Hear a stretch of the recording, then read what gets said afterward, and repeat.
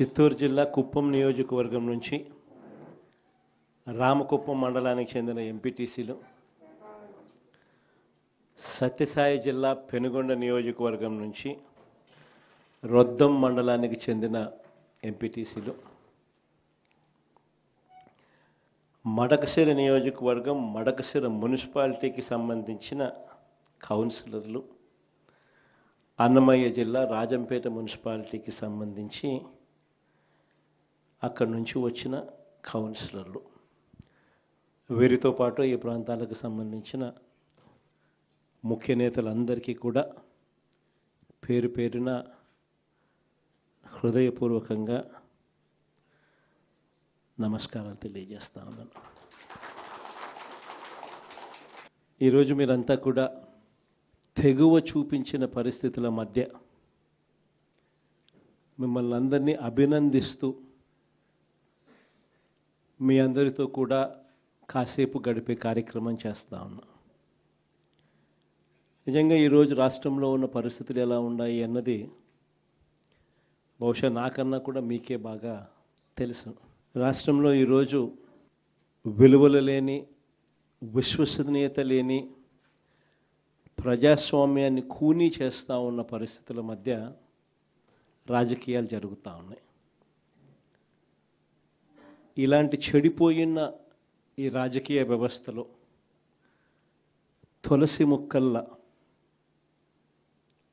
ఎంపీటీసీలమైన, జెడ్పీటీసీలమైన, కౌన్సిలర్లమైన అయ్యా చంద్రబాబు మమ్మల్ని చూసి నేర్చుకో రాజకీయాలు ఎలా చేయాలి అని చెప్పి తెగువ చూపించి రాజకీయాలకు అర్థం చెప్పి గట్టిగా నిలబడిన మీ అందరికీ కూడా మీ జగన్ హ్యాట్స్ ఆఫ్ చెప్తూ సెల్యూట్ చేస్తా ఉన్నాను.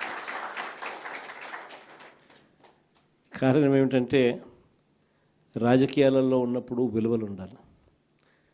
రాజకీయాల్లో ఉన్నప్పుడు విశ్వసనీయత అన్న పదానికి అర్థం తెలిసి ఉండాలి. ఈ రెండింటికి కూడా అర్థం తెలియని వ్యక్తి ఎవరైనా ఈ రాష్ట్రంలో ఉన్నారు అని అంటే అన్ఫార్చునేట్గా అది ఈ రాష్ట్ర ముఖ్యమంత్రి అని చెప్పడానికి నిజంగా ఈ రాష్ట్ర పౌరుడిగా నేను తలదించుకోవాల్సిన పరిస్థితి. అంతగా దిగజార్చినడు ఈ పెద్ద మనిషి రాజకీయాలను. ఈరోజు రాజకీయాలలో ఇటువంటి దారుణమైన పరిస్థితులు కూడా చూడాల్సి వస్తుందని నేను ఎప్పుడు అనుకోలే.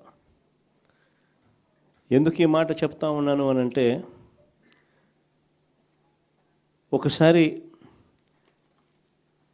ఈ రామకుప్పానికి సంబంధించి చంద్రబాబు నాయుడు గారి సొంత నియోజకవర్గం, ఈ రామకుప్పానికి సంబంధించి ఎంపీటీసీకి సంబంధించిన ఒక కేస్ స్టడీ, ఒక ఎంపీపీ చనిపోయిన పరిస్థితుల మధ్య ఎన్నికలు జరుగుతూ ఉన్నాయి. 16కు సంబంధించిన ఎంపీటీసీలు వైఎస్ఆర్సీపీకి సంబంధించిన వాళ్ళే గెలిచారు. మరి ఇలాంటి చోట ఎందుకు చంద్రబాబు అనే వ్యక్తి పోటీ పెడతా ఉన్నాడు? గెలవడం అన్నదానికి మీనింగ్ ఎక్కడుంది? గెలవలేము అన్న సంగతి తెలుసు. గెలిచిన వాళ్ళందరూ కూడా, ఇక్కడ నుంచి గెలిచిన వాళ్ళందరూ కూడా వైఎస్ఆర్సీపీ టికెట్ మీద, ఆ బీఫామ్ మీద గెలిచిన వాళ్ళు. మళ్ళీ ఇలాంటి చోట 6 మందిని ఇక్కడి నుంచి లాక్కునే కార్యక్రమం చంద్రబాబు నాయుడు గారు దగ్గరుండి చేశారు. తర్వాత వైఎస్ఆర్సీపీ ఎంపీటీసీలు ప్రయాణం చేస్తూ ఉన్న, మిగిలిన ఎంపీటీసీలు ప్రయాణం చేస్తూ ఉన్న వాహనాన్ని దగ్గరుండి పోలీసుల చేత అడ్డుకున్నారు. హైకోర్టు ఆదేశాలతో భద్రత కల్పించాల్సిన పోలీసులు సాక్షాత్తుగా దగ్గరుండి చంద్రబాబు నాయుడు గారికి వాచ్మెన్లుగా తయారయ్యారు. చివరికి కోరం లేకపోయినా కూడా 6 మంది సభ్యులు మాత్రమే చంద్రబాబు నాయుడు గారి ప్రలోభాలకు లొంగి అటువైపున వెళ్ళిన పరిస్థితుల మధ్య కూడా ఏకంగా డిక్లేర్ చేసుకున్నారు అధికారుల చేత. ఇలాంటి రాజకీయ వ్యవస్థతో మనం పోటీ చేస్తూ ఉన్నాం. సత్యసాయి జిల్లా పెనుగొండ నియోజకవర్గం రొద్దం మండలం, ఇక్కడ కూడా పరిస్థితి చూస్తే ఎలా ఉంది అంటే, ఏకంగా 15 ఎంపీటీసీలకు 15 ఎంపీటీసీలు వైఎస్ఆర్సీపీనే గెలిచింది. మళ్ళీ ఇక్కడ పోటీ పెట్టే పరిస్థితి మామూలుగా ఎవరు చేయకూడదు. ఇక్కడ కూడా ఎంపీపీ చనిపోయిన పరిస్థితుల మధ్య ఇక్కడ ఎంపీపీని ఎన్నుకునే ఉప ఎన్నిక జరుగుతూ ఉంది. ఇక్కడ కూడా తారుమారు చేయడానికి చాలా కష్టపడ్డాడు. దగ్గరుండి చంద్రబాబు నాయుడు గారే తన కుప్పంలో ఇలాంటి దిక్కుమాలిన రాజకీయాలు తానే చేస్తూ రాష్ట్రంలో ఉన్న అన్ని ప్రాంతాలకు కూడా ఇదే మాదిరిగా మీరు కూడా రాజకీయాలు చేయండి అని చెప్పి తానే దిక్సూచిగా నిలుస్తూ తానే ఇలాంటి చెడిపోయిన రాజకీయాలను ప్రేరేపిస్తూ ఉన్నాడు. సత్యసాయి జిల్లా మడకశిర మున్సిపాలిటీ 20 మంది ఇక్కడ నుంచి కౌన్సిలర్లు, వైఎస్ఆర్సీపీకి సంబంధించి 15 మంది గెలిచారు. చంద్రబాబు నాయుడు గారికి సంబంధించి 5 మంది మాత్రమే గెలిచారు. పాపం ఎస్సీ కాన్స్టిట్యున్సీ లక్కప్ప లాంటి పాపం ఒక చిన్న కార్యకర్త అక్కడ నుంచి మన పార్టీ తరఫున ఎమ్మెల్యేగా నేను ఎస్సీ కాన్స్టిట్యున్సీ ఇలాంటి చోట కూడా ప్రలోభాలు పెట్టి ఆ కౌన్సిలర్లను లాగాలి అని చెప్పి విశ్వ ప్రయత్నం చేస్తూ ఉన్నాడు అని అంటే రాష్ట్ర చరిత్రలో ఎవడు ఉండడు ముఖ్యమంత్రి స్థానంలో. అయినా కూడా ఆ 15 మందిలో కూడా చాలామంది గట్టిగా నిలబడిన పరిస్థితులు, కొంతమందిని మాత్రం ప్రలోభాలకు అటువైపున వెళ్ళిన పరిస్థితుల మధ్య చూస్తూ ఉన్నాం. అన్నమయ్య జిల్లా రాజంపేట ఈ మున్సిపాలిటీ అయితే 29 మంది కౌన్సిలర్లకు గాను 24 కౌన్సిలర్లు వైఎస్ఆర్సీపీ టికెట్ మీద గెలిచిన వాళ్ళు.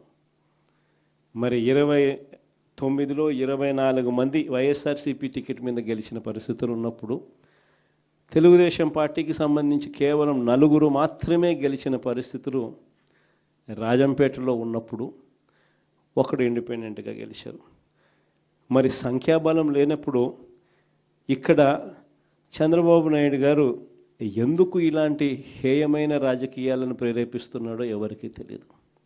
కానీ ఇక్కడ కూడా ఎంత కష్టపడినా కూడా ఒకడంటే ఒకడు కూడా పోని పరిస్థితిలో కూడా ఇక్కడ కూడా మన వాళ్ళు చాలా గట్టిగా కూడా నిలబడతా ఉన్నారు అని అంటే నిజంగా గొప్ప సంగతి. ఇక్కడ అందరికీ కూడా అభినందించాల్సిన అవసరం ఉంది. ఎందుకు ఈ విషయాలన్నీ చెప్తా ఉన్నానంటే నాయకుడు అనేవాడు ఎలా ఉండాలి అనేదానికి నిదర్శనం.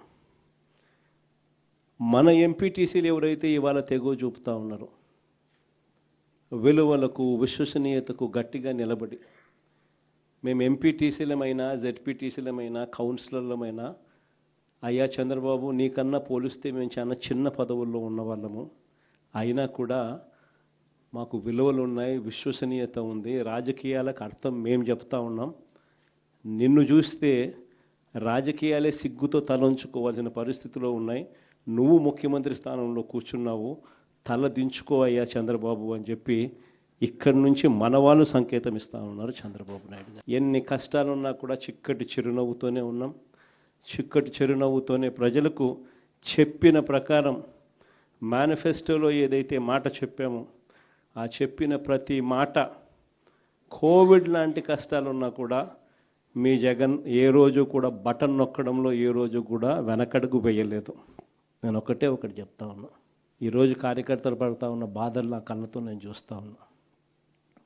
కేవలం వైఎస్ఆర్ కాంగ్రెస్ పార్టీని ప్రేమించినందుకు, కేవలం జగన్ను సొంత కుటుంబ సభ్యుడిగా ఆప్యాయంగా ఆదరించినందుకు ఈరోజు వైఎస్ఆర్సీపీ కార్యకర్తలకు ఏదైతే ఇబ్బందులు పడుతూ ఉన్నారో ఆ బాధలు ఆ కష్టాలు స్వయంగా నేను చూశా కాబట్టి ఈరోజు చెప్తా ఉన్నా. ఇక నెక్స్ట్ వచ్చే జగన్ 2.0లో మాత్రం పరిస్థితి ఇట్లుండదు అని చెప్తాను. మొట్టమొదటి పీఠం కార్యకర్తకే వేస్తా, ఈ మాత్రం ఖచ్చితంగా చెప్తాను. ఈరోజు ఎవరెవరైతే పోలీసులు, ఎవరెవరైతే అధికారులు, ఎవరెవరైతే మిమ్మల్ని ఇబ్బందులు పెట్టారో అందరి పేర్లు నోట్ చేసుకోండి. నేను చెప్తా ఉన్నా, మీరు నోట్ చేసుకోండి. ఒక్కొక్కడిని మాత్రం యూనిఫామ్కు ఉన్న వాల్యూ ఏమిటి అనేది వాళ్ళకి అర్థం కావాలి. యూనిఫామ్ అంటే ప్రజలకు మేలు చేయడం కోసం యూనిఫామ్, అంతేగాని అధికారంలో ఉన్న వాళ్ళ కోసం సలాములు కొడుతూ గులాంగిరి చేస్తూ ఇటువంటి చిత్రహింసలు పెట్టే కార్యక్రమం ఈరోజు అయితే ఏదైతే జరుగుతూ ఉందో దీనికి తెర పడాలి అని అంటే ఏదైతే నువ్వు విత్తినావో అది ఎలా పండుతుంది అనేది నీకు తెలిస్తేనే ఇంకొకసారి నువ్వు ఆ విత్తనం ఎత్తడానికి నువ్వు భయపడే పరిస్థితిలోకి నువ్వు వచ్చినప్పుడే ఇది జరుగుతుంది. కాబట్టి ఈసారి మాత్రం ఖచ్చితంగా మెసేజ్ ఖచ్చితంగా పోతుంది. ఎవడెవడైతే అధికారి, ఎవడెవడైతే వైఎస్ఆర్సీపీ కార్యకర్తను ఎవడెవడైతే ఇబ్బంది పెట్టాడో వాళ్ళందరినీ కూడా చూస్తూ ఊరుకోము. చట్టం మీద దోషులుగా నిలబెడతాము. ఒకవేళ వాళ్ళు రిటైర్ అయిపోయి వెళ్ళిపోయినా, లేకపోతే వాళ్ళు దేశం విడిచిపెట్టిపోయినా కూడా ఎవరిని వదిలిపెట్టం.